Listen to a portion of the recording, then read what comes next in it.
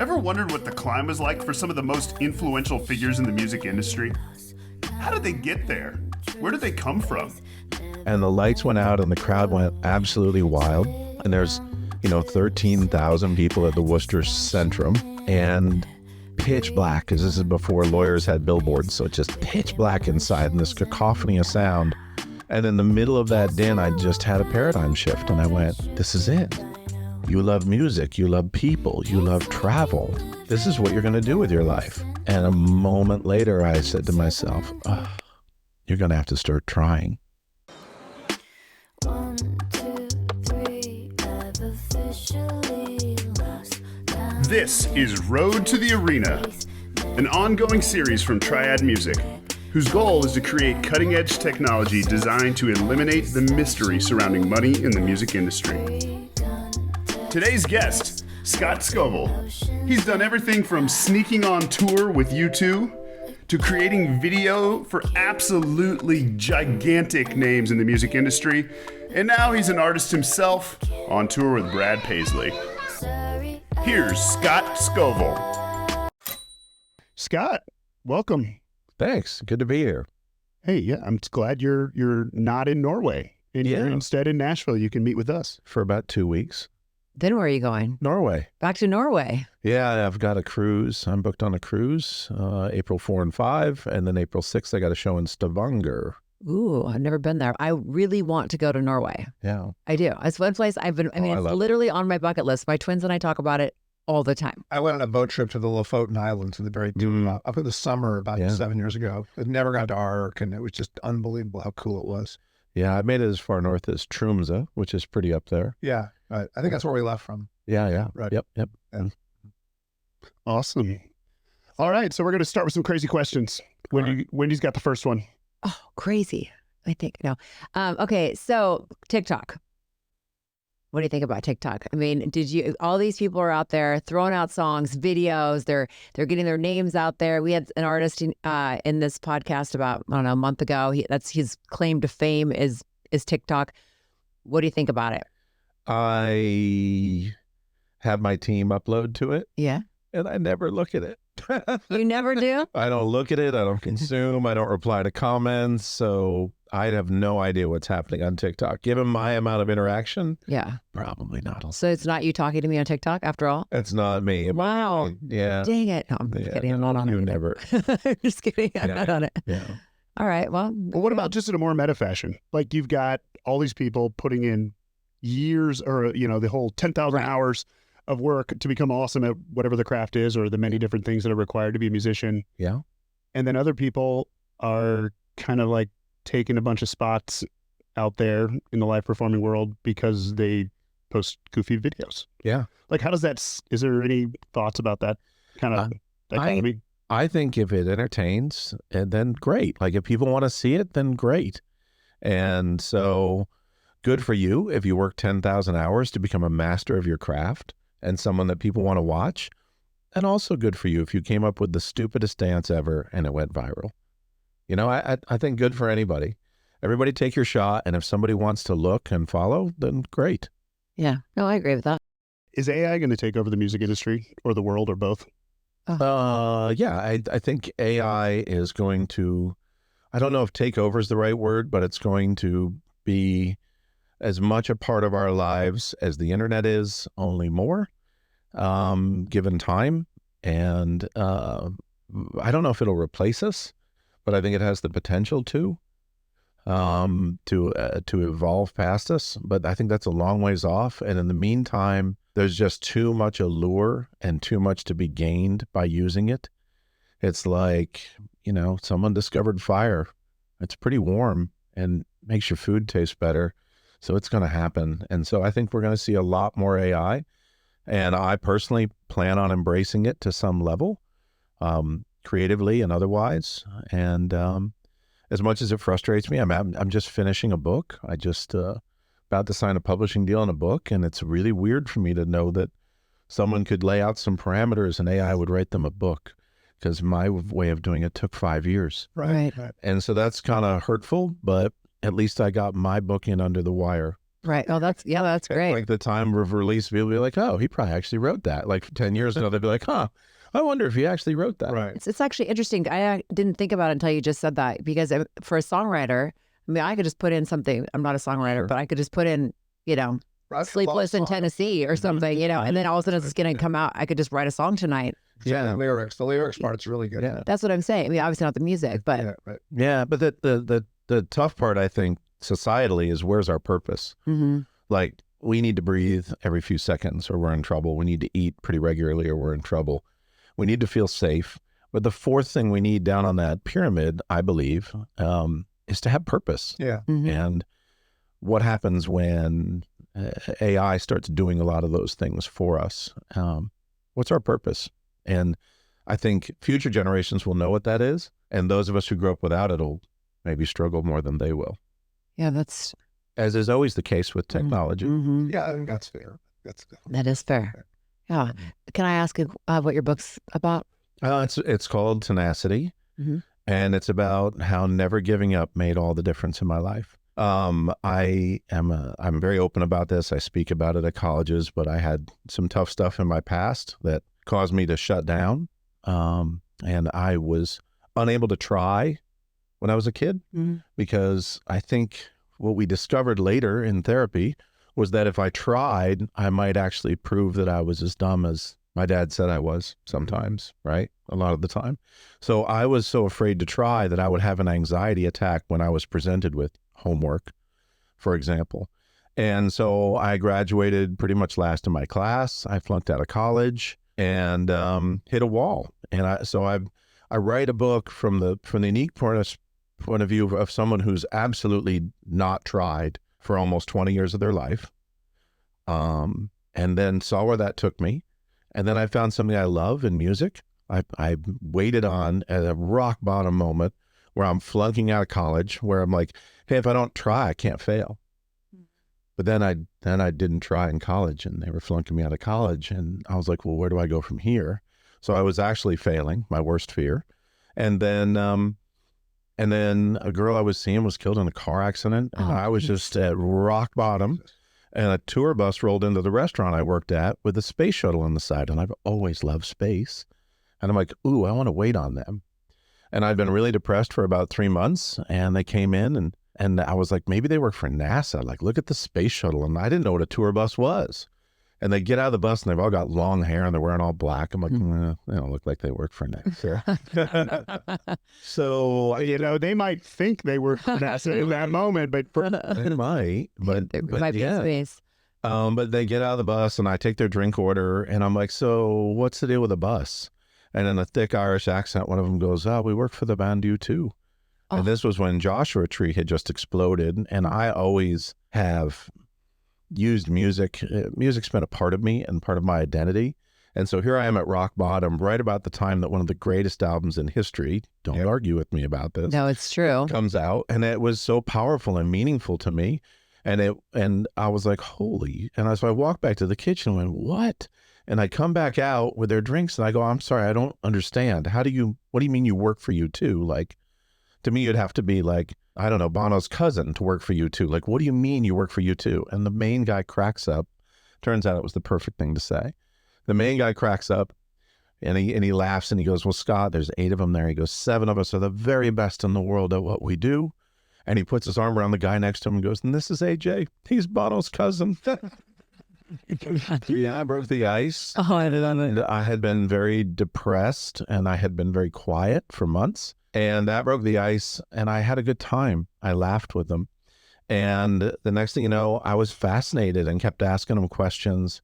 And they stayed in the restaurant a really long time after they ate and kept answering my questions. And finally, they're like, you just need to come to a show. And I went to a show and was blown away. And I was more fascinated by this career I was discovering. I'm like, wait a minute. So you hang the stuff in the air and you're the guy that like pushes the buttons that makes the lights go. And you're the guy who like, and I was fascinated by all that. And they're like, come back tomorrow. And I came back the next day. And I mean, I showed up early. They grabbed me and they go, let's go get your tickets. And Bono and Edge walk right up to the guy who's escorting me. Wow. And I ask him a question. And I'm just standing there like, what? Like, yeah. And he finishes and they look at me and he goes, "Oh, this is Scott. He's hilarious." I was not. I just stood there. I was like, no, he isn't. And Ed's just sort of like, okay. And Bono's like, come on. And I'm like, no, not hilarious. But and they laugh and go, well, nice to meet you. And so that was cool. But again, I was so blown away by what they do that's what was exciting to me. And I'm standing out instead of sitting in my seats, I'm standing at the lighting and soundboard with them. And the lights went out and the crowd went absolutely wild. And there's, 13,000 people at the Worcester Centrum and pitch black, because this is before lawyers had billboards. So it's just pitch black inside and this cacophony of sound. And in the middle of that din, I just had a paradigm shift. And I went, this is it. You love music. You love people. You love travel. Like, holy shit, this is what you're going to do with your life. And a moment later, I said to myself, you're going to have to start trying. Wow. And I made myself a promise in the dark that I would start trying and never stop trying, no matter how much it hurt. And I've done that since then. And I'm very proud of the life I live. I'm not unafraid, but I overcome my fear. It's pretty hardwired into me, but it also drives me and I use it as an engine. And I'm really proud of that journey.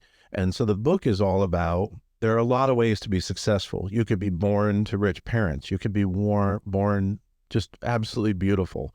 You could be born with incredible athletic. It's not all, trust me, it's not all attractive. I'm thinking of the lady to my left when I said it, but sure, you're a handsome guy. You're a good looking guy. And everything's not about you, Mike. Right. And it could be. But all those things, and you can develop some of that. You can become more athletic, whatever. But the one thing that every exceptional life I know, and I've had the luck to live a life where I'm surrounded by some pretty exceptional people, is that they all were just fiercely tenacious. They never gave up. And so the premise of the book and the whole idea is that there's this one thing that every exceptional life has in it that is very developable, that you don't have to be born with. And so I, in my path, with people that supported me, found a path to tenacity. And my hope is that people who read the book find theirs. Oh, I can't wait to read it. It's amazing. When does it come out? Well, I just got offered a publishing deal, so I'm super excited. I'm excited. It's awesome. So I haven't even signed it yet, but it'll take a while because every chapter has a guest, and guests take time. Right. They're guests of note. So some of them are already in, like Chapter 1, Scott Hamilton comes in and talks about his brain cancer fight. And wow. Chapter 2, an NHL player who had debilitating OCD, Colin Wilson, does an amazing job of describing that. There's a new Chapter 3. I haven't gotten his in yet, but Jonathan Cain from Journey's agreed to do that one. Wow. Chapter 4 is Dirk Bentley talking about discovering something he loves, and then it just kind of evolves. Oh, that's wonderful. I cannot please keep me posted. I want to, I'm excited. We should have this conversation a year from now. Yes. It's coming out. Yeah, well, we'll do it again. We will. Cycle it. Yes. Right. It exists forever. Yeah. You know what? There's two things about that, though. Number one, that story started by me asking about AI. Yeah. And you wrote this huge, beautiful book, and you, in your explanation, there's no way AI writes what you just told me. No. But I wrote a dissertation, and AI could write that. Yeah. You know what I mean? Right. And so there's so much beauty in that. Yes. Like I just don't feel we'll get there. You know what I mean? I hope not. Well, right now AI is running scripts to do and running probabilities and figuring out. But there potentially is a time, and this is what scares a lot of people, where the AI has hopes and dreams, right? And so when we reach that point, then AI can write its own book. Yes. And you have to decide, do you hate the AI for it or do you read the book? And I don't know. Who knows if I'll be alive then? That's probably quite a while from now. Yeah. I think you'll be alive by then. Maybe. I think we're all going to live a lot longer the way science is going. Right. If we can make it to the next 10 years or so. Yeah, we need to make it. Maybe the next 6 months, but yeah. One of the things that's so interesting Is is that I've always had this theory that the way people find out what they want to do is by figuring out what they don't want to do. Mm-hmm. And so it's kind of funny how you had this thing you didn't want to do, which was try. And then and you got put in a situation where you couldn't not do that anymore. Yeah. Yeah. So all of a sudden, regardless of what you were going to actually do, you're like, okay, well, this is like, in hot water here all of a sudden. Yeah. Whatever it is, right? So it's interesting. I hit rock bottom. And then, but so then it helps you to say, oh, this is what I don't want to do. Yeah. Right. Yeah. Yeah. I've seen where this leads. Right. And it's failure, and it hurts, and it feels like, yeah. So whatever came of the U2 thing? Just Yeah. I have a side note. Have you gone to the Sphere yet? You got to read the book. I know, but have you gone to the Sphere? Of course I went to this. You did? Yeah. I'm so jealous. It was cool. Well, thanks for the invite, guys. I really appreciate you guys both inviting me. Yeah. Yeah. Yeah, it was fun. We thought about inviting. No ticket But for you. I I remembered I didn't know you yet. But the best part was where the streets have no name. And that was the best. It's amazing. Oh, I'm jealous. And that song, I can't. So I ended up quitting my job and 3 jobs and school, and I started following U2 around and sneaking in and working for free. And I did. That's kind of a Bowie movie. Living in my car and made quite an impression on the band. That's literally the advice I give any person I meet that wants to know how to do anything in music. I'm like, well, just show up, Just do it. and get everybody coffee. Yeah, I told them I was going to do it. They thought I was crazy. I was crazy. I went to the guy who said that I met him in the lobby of the hotel, and he goes, "What are you doing here?" And I said, "Well, I'm going to start sneaking in every day, and I have no problem with being sneaky with security, but I want you to know what I'm doing. I'm going to sneak in, and I'm going to be one of the stagehands, and I'm just going to observe, and I'm going to learn, and I'm going to You didn't have figure a out." pass. Well, their pass. This was so long ago. Like nowadays, this would never happen. But the backside of the pass was white.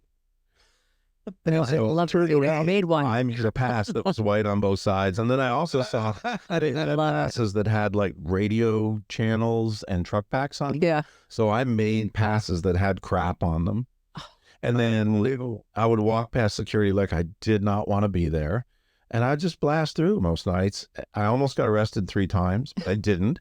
And they'd be like, first time it's like, "Hey, where's your pass?" I'm like, "It's right here." And he'd be like, "I don't see it." I'd be like, "Oh, shit." And I would act like I was in so much trouble for losing my pass. And I'd be like, and I'd just ignore him. He'd be grilling me. And I'd be like, "Did I leave it on the bus? Did I?" Oh, that's and I'm like, brilliant. "Shit." I'm like, I don't know where it is. And I'd walk back up the ramp, and then I'd go to a different entrance. Oh, it's brilliant. Incredible. I love it. That's incredible. It didn't work every time. Almost got arrested in Toronto. It was close. Ooh. Oh, Toronto. That's the place. That's the one place I've never gotten hassled by anybody backstage. Was it at the amphitheater? Canadians would be like, Well, I get hassled. No, you get hassled getting on and off the plane. yeah. But yeah, at the venue, not as much. Okay, so you did that for a bunch of weeks, right? 5 weeks. Uh-huh. Yep. And then what happened? Well, they started, 2 things happened. One, they started getting farther away. So I was like, I've got to push this because in the Northeast, the population density makes it survivable. Yeah, right. As they start getting into the Midwest, some of the distances start to go. And so I was trying to push it to get myself on the tour and To get hired, right? to get hired. And there was a problem with the union in one of the cities. And one of the guys was talking about how I've been following him around and working for free. And so in the argument with the union guy and the tour, they said, "And we're going to fine you $5,000 for having non-union labor on site," which was me. Oh, And so I'm told they never got fined, but that whole argument went upstream enough that one of the bosses found out. And so I'm rounding the corner with a road case, and one of the guys, and by now all the guys have embraced me. Like I'm their like pet roadie, right?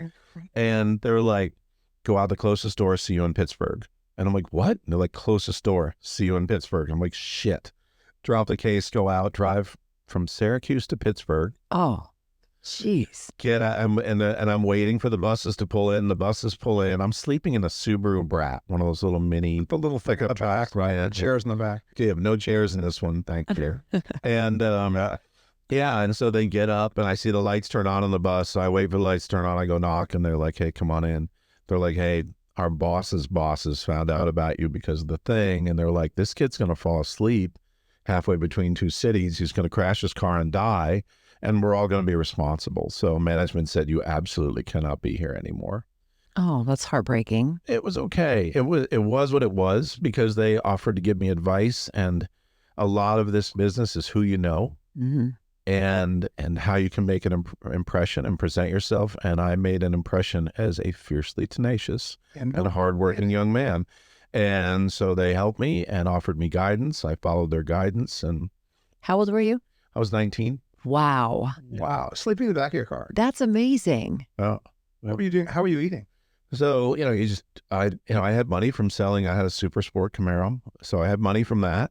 So a lot of drive-throughs and shit food and truck stops. And Did you eat the roadie food? no, I didn't want to go into catering and get in Right. trouble for that. So I never ate in catering. Wow, you're amazing. That is amazing. That's like, What a great story. I mean, it took a lot of guts.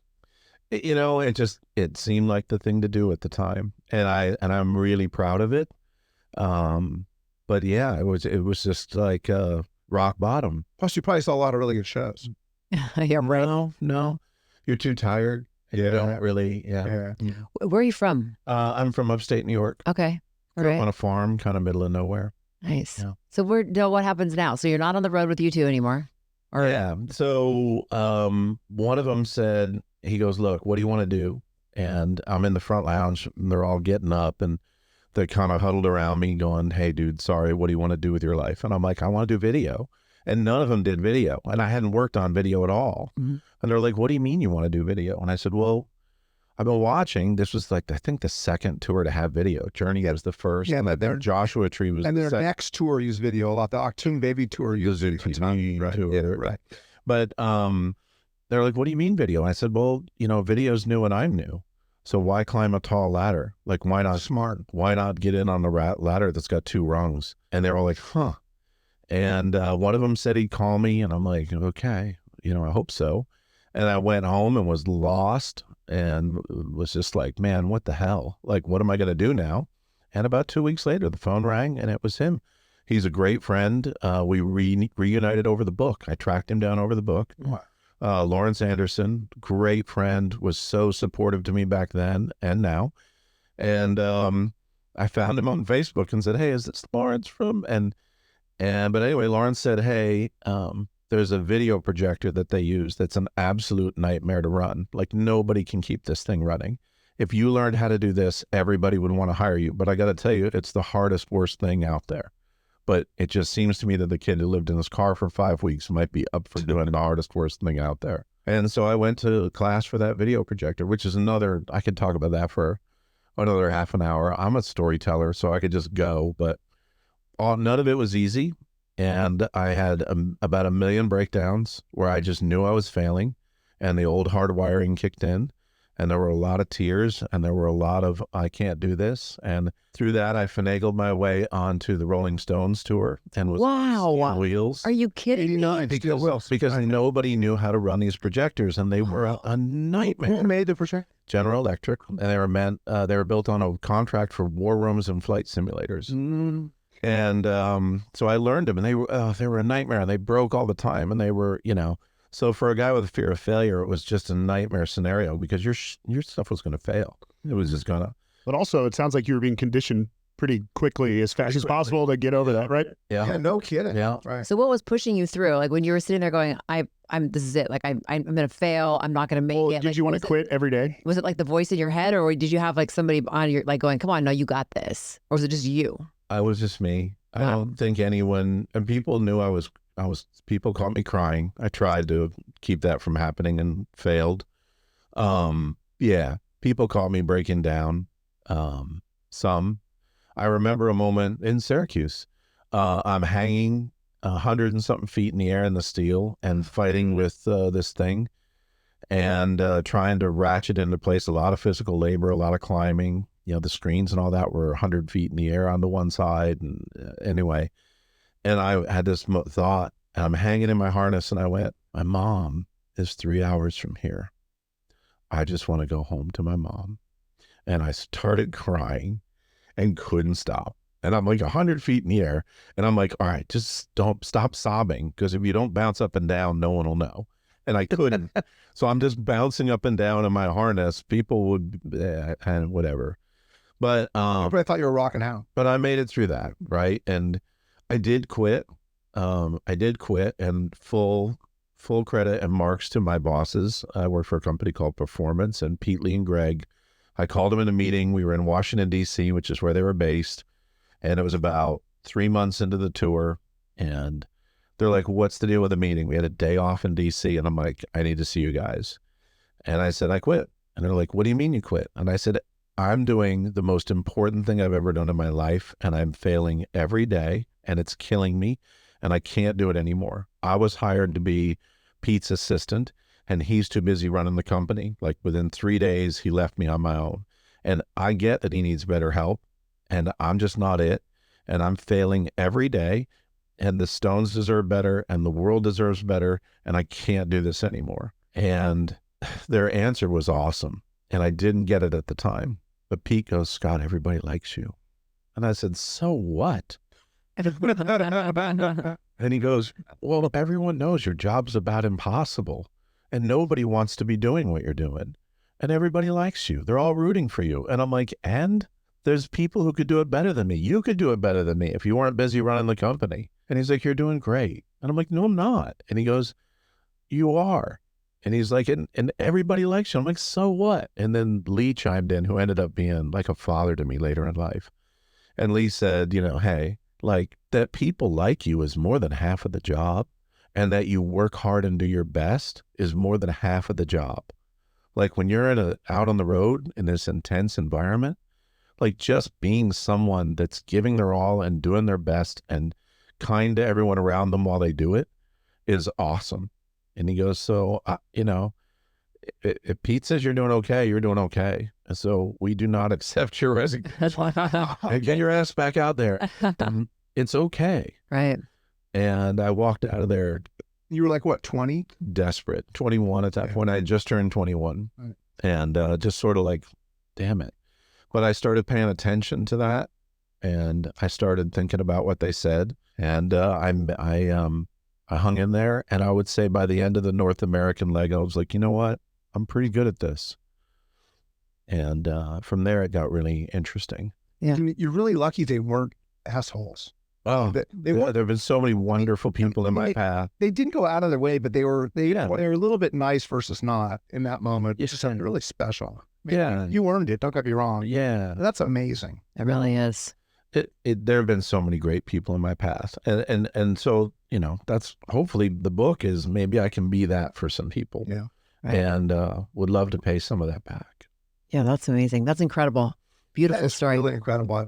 It's really an amazing story. I still can't believe you just faked it for a few weeks on the YouTube. Yeah. I That's know. just Yeah. cool. Yeah. I did it again to get on the Stones. The company I work for got a tour, Budfest, the rap tour, and we had it for exactly one city and we got fired. And the next city was our hometown. And I was so crushed because I wanted us to do music so bad and we just weren't a music company. And I was so crushed that I asked for the day off and I went and snuck into the Budfest tour, which is very dangerous. And there just were people there looking for trouble because they literally they had put East and West Coast rappers on the same tour and they were shooting each other in Oh my. hotels. Wow. So their security was a thing. Yeah. But I was like, I'm sitting in my car going, you know, when you're a kid and you're just sneaking in every day with nothing to lose, you're like, fine. But now I'm 3 years into a career going, if I get caught sneaking into the gig I just got fired from, people are going to think I'm here to do harm. Right. But I snuck in and I figured out who was doing what we did. And I watched him for a while and I watched the gear he used. And then I went down and said like, hey, all this is really cool. Now picture me at 19, 20 years old. Yeah, 20 years old, hair down to my ass. Wow. And I'm like, hey, this is really cool. Tell me about what you do. And he told me everything, including how he had a relationship with the production manager and basically implied that because he knew somebody, he had gotten the other company that was terrible for all the right reasons, that we were terrible, out of the gig. But then I got mad when I heard that he used his relationship and maybe something not on the up and up had happened. And he looks at me and goes, wait a minute, who are you? When I go, I'm the other video company. And I start screaming at him and he's screaming at me. Whoa. I'm yelling at him for being a cheat. He's yelling at me for being sneaky, guilty. And Pete from Performance walked up. That's who they'd hired to do the projectors. And he goes, what's going on here? And I turned to Pete and go, I'm screaming at this guy because I'm mad about my life. That's why I'm screaming at him. Wow. And the guy goes, huh. And he turns and walks away. Dr. Phil. He goes, what's that all about? I go, For yourself. just an honest answer. And what I didn't know, I love it. and I talked to Pete for a while, and what I didn't know was that Pete had just gotten the Rolling Stones tour.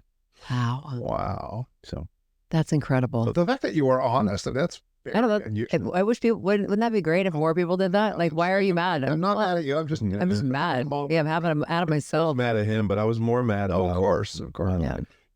Oh, that's really amazing. I had just been offered the Rolling Stones, and I was a bit of a backpedal before that. I had, by the end of the North American tour, I was pretty comfortable. And the next step was Japan with the Stones, which was really incredible. Yeah, that was a great tour. I saw that tour. I guess You went to Japan? Yeah, I got no, in the U.S., but I saw it. yeah, I got a watch for perfect attendance from Mick. I thought that was cool. Wow. People who missed one day didn't get it. They're like, I was sick. I'm like, sorry. I got I'll never forget one day, some hellhole in Ohio, like bowling. I don't remember, like bowling. I was some small place. Oh no, Lima, Ohio. I was so ill as a drummer, and I remember like showing up in the morning and saying, I've got like 108-degree fever, and I just remember a few guys looking at me saying, "Well, it's a really bad day to feel that way." Just remember, it's like, but yeah, I've never missed a day of work with illness. As you know, when I was touring, you just can't. So are you touring now? I'm touring my music for fun. Yeah. Yeah. so how did that get started? So you're working. On Instagram. Yeah, come on. I did. I just followed him. I think I followed him earlier today. I'm going to make sure I followed him. Whole music's where all the music stuff lands. That Find him right now. So how did this all transition? You're moving around, doing video, figuring out everything that everybody else didn't want to figure out. You're working for these huge acts, national, international tours, and somehow you find your way to performing. I like challenges. I like anything that's different, and I like things that are a little scary. And so in my career, there was a huge technical phase, and then there was a creative phase. I was a video director for like 20 years. And then there was a real strong entrepreneurial phase, and they overlapped quite a bit. But of all the things that I've done, technical, entrepreneurial, creative really resonates for me. I think it's because music's so much a part of my life. When I was making music videos, I was augmenting the audio, and music's almost like, has been like a religion to me. It's just been important. And so making those visuals felt really fulfilling to me, to somehow touch the music. And so I was told as a kid I couldn't sing. In grade school, the teacher looked at me and said, "Someone over here sounds terrible." And I probably did. But you remember, like, where I was at that point, is that, I was afraid of everything. And so I was like, well, crap, I don't want to do this if I'm not great at it and I'm failing. So I stopped singing. I started mouthing the words, and I spent my whole adult life singing in private, but I'm also a baritone. And as much as I lived in music, I didn't really understand a lot of things about music. And so I just didn't understand that everything was on the radio. I couldn't sing. And I grew up in the 80s where it's, don't stop believing. Right. Everyone's, I'd need some very tight underwear to do any of that. Yeah, you were not getting hired at the whiskey. Yeah, I got drunk at a party in Norway and started singing Hurt along with the radio. And somebody turned the radio off and pointed at me and said, "Keep singing." And it was like 4 a.m. And so I was feeling good enough that I just kept singing, and they all went, huh. And they asked me to perform on stage with them the next day. And I was like, no. And then I was like, well, all right. Yeah, that's scary. Sure. I got up on stage and thought, this is horrible, but I made it through, and I thought there were polite applause, and I hopped off stage and ran to the bar. I was dead sober and hungover, and just looked at the beautiful barmaid who looked like the dragon queen from Game of Thrones. She was so blonde, right? So Scandinavian. And I'm like, I would like all the beer. All the beer. And I'm looking to it. I'm like, why did you do that? That was embarrassing. No one needed to hear that. That wasn't good for the band. Like, why? And I look up, and she hasn't moved a muscle. And I'm like, and why isn't my barmaid moving? And I look at her just desperate for a beer and go like, ugh. And she looks at me and says, I have goosebumps. Oh. And I was like, what? Wow. And the band got off stage, and they were like, hey, like, you need to join our band. I'm like, what? A band in Norway? That's the dumbest thing I've ever heard. No. And then they were friends, and they had me come sing with them again. And like, you need to join our band. I'm like, no, that's stupid. And then I had 3 more drinks, and they kept asking. And I was like, yeah, I'll join your band. And everybody cheered. And I said, so what does that mean? I live in America. And they're like, well, we'll just start sending you our schedule and show up when you can. You'll be a guest member of the band. And that's what started it. And that's how I discovered that I could sing. I will say that if you listen to what I was doing back then, I worked really, really, really hard at being a better vocalist. And I think I've come an awful long way through a lot of hard work. But every bit of that work's brought me joy because it's making music.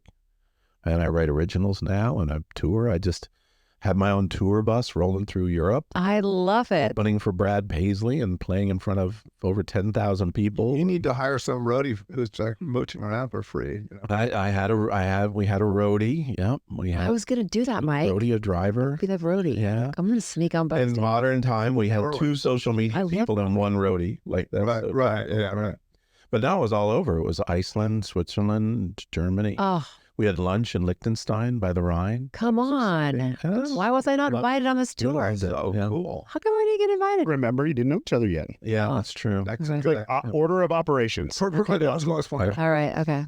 I'm going to forgive you this time. Kid. But I love it, and I love making music, and I'm proud of the music I'm making. And I think I was proud of the music I was making 5 years ago, and I listen to it now and go like, oh God, what was I doing? But who cares? That's part of the journey. So maybe 5 years from now, I'll listen to what I just released and go like, oh, geez. Well, you have to make it to make what you're making now. Yeah, it's just a journey. And, one of my friends wrote a book called Better. You should have him on your podcast. He's a really cool guy. Is it about the medical? It's not music stuff, actually, but my friend Terry Lancaster wrote a book called Better, and it's subtitled like Self-Help for the Rest of Us. And it's got like a middle-aged dude standing there like he's like Superman. And the whole premise of the book is, you can buy into the 6-pack abs and the diets and the crazy stuff and all the stuff people are trying to sell us. And at the end of the day, none of it's going to work because you'll never be as good as the people they have in the ads or whatever. And so this whole book touts just every day, just get a little bit better. Yeah. And he lists about 10 areas of his life, at least 5 that he really leans into, from health to your mindset to, how you spend your time. It's a really cool book. It's called Better.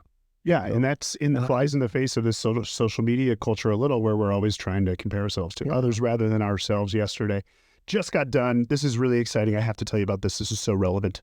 Okay. Just got done watching a youth volleyball tournament. Okay. And I spent as a girl dad, I spent a lot of time telling my kids literally the only thing you can do is get better. Mm-hmm. That's all you can do. Mm-hmm. it's true. Or worse. Yeah, you should choose to get better. Yeah, I guess it's the only outcome that's good that you can control. Winning is not really necessarily in your control. No. Right. So anyway. Yeah. And what is winning? And I really am a firm believer too that the journey is way better than the destination. And so Absolutely. And I really have enjoyed my musical journey. Yeah. And as I have with whatever mountain it is that I'm trying to climb, whatever's hard that I'm doing. I enjoyed writing the book. I enjoyed writing my first songs. I enjoyed getting to be better at singing, and I enjoyed building companies. And I love it. Yeah, this is amazing. So now, when you go to Norway, are you performing with a band, or do you perform on your own? Or you've got a band. My core band is 3 Swedes called the Brotherhood. Okay, they are the nicest, most amazing musicians. Brad Paisley introduced me to the guitar player. He's like, you got to meet this guy. So if Brad Paisley says you got to meet someone, you do. Mm-hmm. And Mikhail's just a great human, a phenomenal guitar player. I give him like 25 songs to learn, and 2 days later, they're sending me videos of those 25 songs. I was like blown away by how fast and how good they were. So they're the core of the band, and then we rotate people in and out for the other spots to keep it interesting. So I don't want this interview to ever end because I'm learning so much, and I feel like we have so much more to talk about. I agree. But I know. So when did you come to Nashville? 1992. Okay. I was doing rock tours. I did the Stones, as you know. I did Bowie. I did some amazing things. I was scheduled to be on Ozzy's farewell tour, and Alan Jackson's people saw a Paula Abdul show I did and said, if we could have that gear and those people, we'll take it. And Lee, the owner who I said became something of a father to me, he was like a huge country music fan. He's like, oh my God, you've got to go do this. And I thought it was the end of my life. I mean, I'm doing all of my rock heroes, doing stadiums, seeing Europe. Right. And then they put me on this tour that's literally doing like fairs and just traveling nowhere towns in the U.S. and Probably my hometown. not selling that well even. Yeah, not even selling that well. And at first it picked up. As we all know, Alan Jackson's career was legendary and is legendary. And I'm so grateful for the time that I spent with him. But I said, if I'm going to do this, I'm going to be his video director. And he's like, my boss was like, you're not a video director. I said, yes, I am. You just don't know it yet. And so I basically twisted his arm and said, I know I'm a technician, but I'm actually the video director. And they let me be the video director. And that's where the creative branch really started, was Alan and all the creative freedom that he gave me. And you know, Garth Brooks and Alan Jackson come out at about the same time. Garth Brooks is swinging from the rafters and stuff's blowing up on stage and he's being fired out of holes in the stage and there's flames everywhere. And Alan stands there and strums his guitar and swings his left knee, swings it, swings it, swings it. Here comes the move. Swings his right knee. Swings it. Swings it. Back to the left knee. That's what you get. And so Alan's people said, you got to move the world behind my guy. You've got to create the visual energy so that Alan can just be Alan and deliver the music he delivers and still make people want to come back to his show. And that was my charge. And Alan gave me tremendous creative freedom to do that. And I'm really fiercely proud of what we did. We did a lot of groundbreaking video stuff on that tour for 20 years. Wow. That's awesome. What about, so you work on the board of some of the pretty big country music Yeah, I've been associations. boards back a little bit, but right now I'm on the ACM board.